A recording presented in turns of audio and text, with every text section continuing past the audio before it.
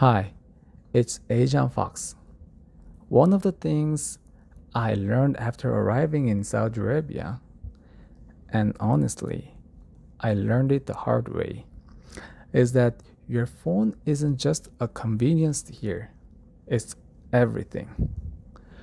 From applying for your Iqama to opening a bank account, virtually every administrative process requires a Saudi phone number, not your home country number, a Saudi number. Without one, you're basically stuck before you even get started. And I found it out the moment I landed at the airport.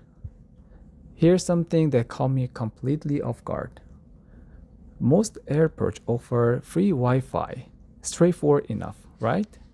Well, the airport I arrived at only offered free Wi Fi to users of a local carrier called Mobily. To connect, you had to enter a Saudi phone number, which of course I didn't have yet, because I had literally just arrived in the country. On top of that, since I was making a permanent move, I hadn't bothered setting up roaming before leaving my country. So, from the moment I stepped off the plane, I had zero internet access. None. Not the smoothest welcome. So, eSIM or physical SIM? Before I left, a colleague who was already based in Saudi gave me a tip. Go with an eSIM instead of a physical SIM card. And I'm really glad I listened. Here's the difference. A physical SIM means swapping out your existing card. An eSIM, on the other hand, is entirely digital, which means you can run two numbers on one phone simultaneously. Your home country number and your Saudi number both active at the same time. For expats, that's genuinely useful setup. One thing worth checking beforehand though, not every phone supports eSIM. Most modern smartphones do, but if yours doesn't, I'd honestly recommend upgrading before you make the move. And I said that knowing full well that phones here are not cheap. To give you a sense of it, the iPhone 17 retails for $799 in the US. Here in Saudi Arabia, about more than $1,000. That's about roughly 27% more expensive for the exact same device. So, yes, sort out your phone situation before you arrive. You will thank yourself later. Now, which carrier should you go with? At the airport, I went with Zine, mainly because it was cheaper than STC, which was right next to it. Prepaid plans ranged from around 80 Rial to 367 Rial, roughly $21 to $98. So there are options across different budgets. But here's my honest take. I ended up switching to STC later due to network quality issues with Zine. So, in hindsight, the cheaper option wasn't actually the better one for me. That said, network quality varies by region and everyone's experience is different. What I can tell you is that based on 2024 market share data, the ranking goes STC, Mobily, Zine.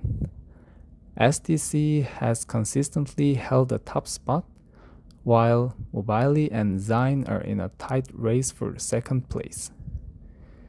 If you want to do your homework before arriving, there's a coverage map tool that lets you check network quality by specific area.